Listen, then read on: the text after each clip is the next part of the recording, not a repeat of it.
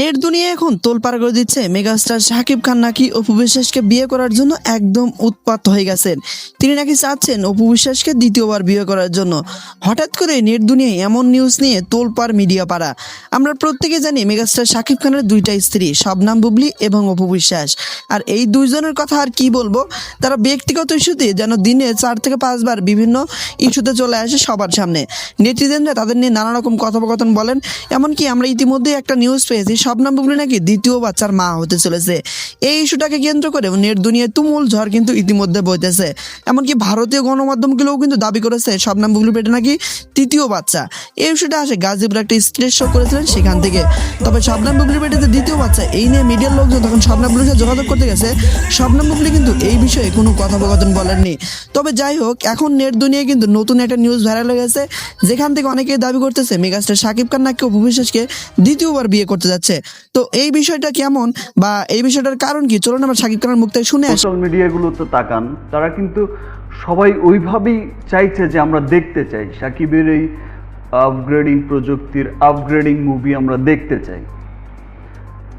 So তাহলে আপনার প্রতি এই ক্ষোভের কারণ কি? আপনার কি মনে হয়?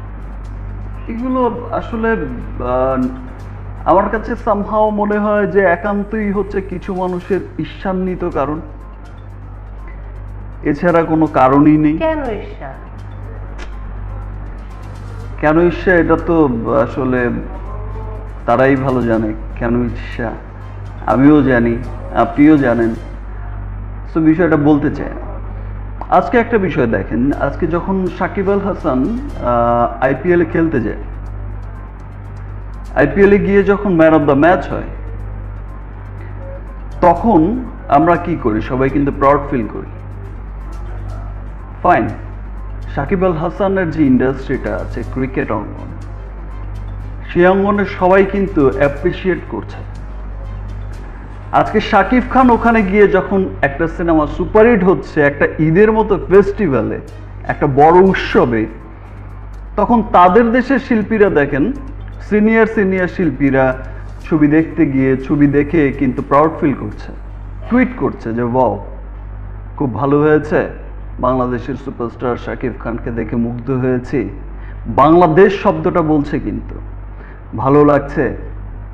অডিয়েন্স বলছে যে ওয়াও, শাকিব খানকে দেখে অনেক ভালো লাগছে।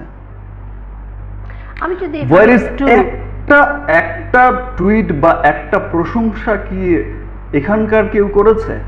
এখানকার কোনো সিনিয়র জুনিয়র কেউ কি করেছে? না। হ্যাঁ, কিছু মানুষ করে, যেমন আমি এটিএম আঙ্কেলের কথা বলতে চাই যে থামাবোই আপনাকে। লোকটা কিন্তু দেখেন, আপনি যদি একটা দেখেন এটিএম শামসুজ্জামানের কথা আমি বলতে চাই, তার এই বয়সে সে চাওয়া পাওয়ার কিছু নেই। তিনি একটা টিভি চ্যানেলে কিন্তু গিয়ে তিনি নিজের মতো করেই বলেছেন যে আমাকে কে কি বললো আমি তার ধার ধারি না, এখনো ইউটিউবে আছে। যে শাকিব খান, আমাদের সারা জীবনের ইচ্ছা ছিল যে ওখানে গিয়ে কাজ করার, নাম করার। আজকে শাকিব খান যখন একটা এইখান থেকে ওখানে গিয়ে একটা ভালো নাম করছে, দেশের মুখ উজ্জ্বল করছে, নাম উজ্জ্বল করছে, তো তাকে তো বিশেষভাবে সম্মান দেওয়া উচিত। আপনাকে আমি দুটো প্রশ্ন করছি এই পরিপ্রেক্ষিতে। একটি হচ্ছে যে এই পরিবেশ যদি হয়, এই সংস্কৃতি যদি হয়, এটি আপনার ইন্ডাস্ট্রি, তাহলে তার দায়িত্ব আপনাকেও নিতে হবে। কেন এই সংস্কৃতি তৈরি হলো এই ইন্ডাস্ট্রিতে? কেউ ভালো কাজ করলে তাকে কেন প্রশংসা করা হবে না? কেন সিনিয়র জুনিয়রদের মধ্যে সৌহার্দ্যপূর্ণ একটা সম্পর্ক হবে না? এটি হচ্ছে প্রশ্ন নাম্বার 1। সিনিয়রদের মধ্যেই তো হচ্ছে না। তার দায়িত্ব আপনাকেও নিতে হবে, এটি আপনার পরিবার। সিনিয়রদের মধ্যে কি হচ্ছে দেখেন, আজকে এটিএম আঙ্কেলের মতো সিনিয়র বা এরকম আরো অনেক সিনিয়র আমার প্রশংসা করছে, যারা সত্যটা বলছে।